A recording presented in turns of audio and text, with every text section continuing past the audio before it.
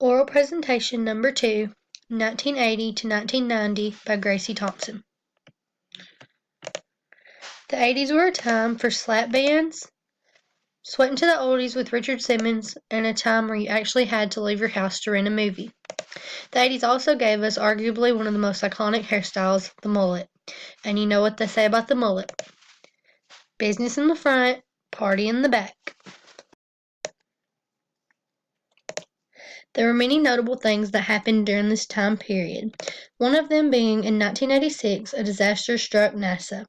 The Challenger, who had completed 9 missions earlier, exploded during its launch. This explosion killed all 7 crew members that were aboard and changed the history at NASA forever. On an upbeat note, in early 1980, the Rubik's Cube made its debut at toy fairs all across the world. It was named after its inventor, Erno Rubik. Another classic game to be released in 1980 was Pac-Man. Pac-Man has been and still is enjoyed by many people across the world. Many different adaptations have been released as well, but nothing compares to the original. A big event to happen in the 80s is the Berlin Wall coming down. This signified the reunification of East and West Germany. However, this was not made official until almost a year later. Many classic movies came out during this time period. I'm only going to speak on a few films that came out during this time period. However, there are so many more that I would love to mention. The first movie I'd like to mention is The Outsiders. This is a classic that is shown throughout many different schools across the country. Although this movie came out in 1983, it is set in the 60s.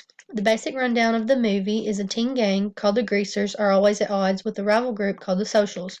The Greasers always wore leather jackets and had their hair gelled back, while the Socials thought they were better than the Greasers and always dressed in preppy sweaters and nice clothing.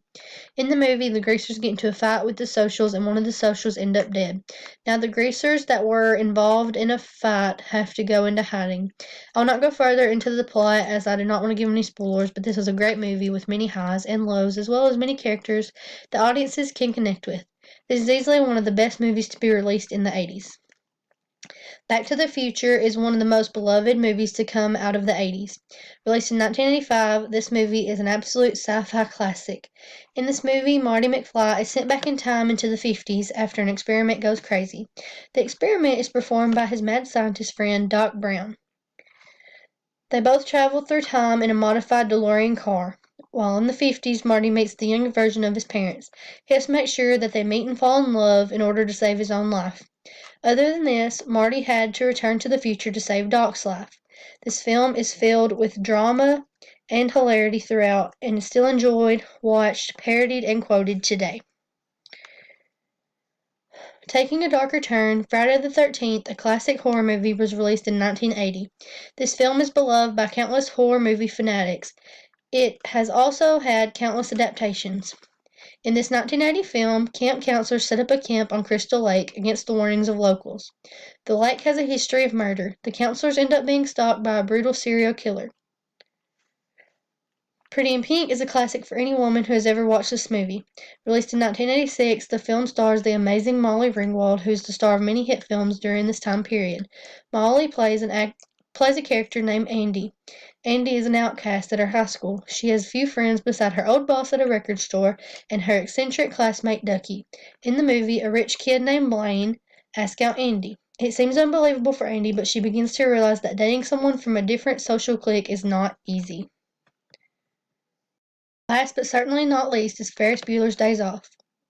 Released in 1986, Ferris Bueller's Day Off is a favorite of many teenagers today.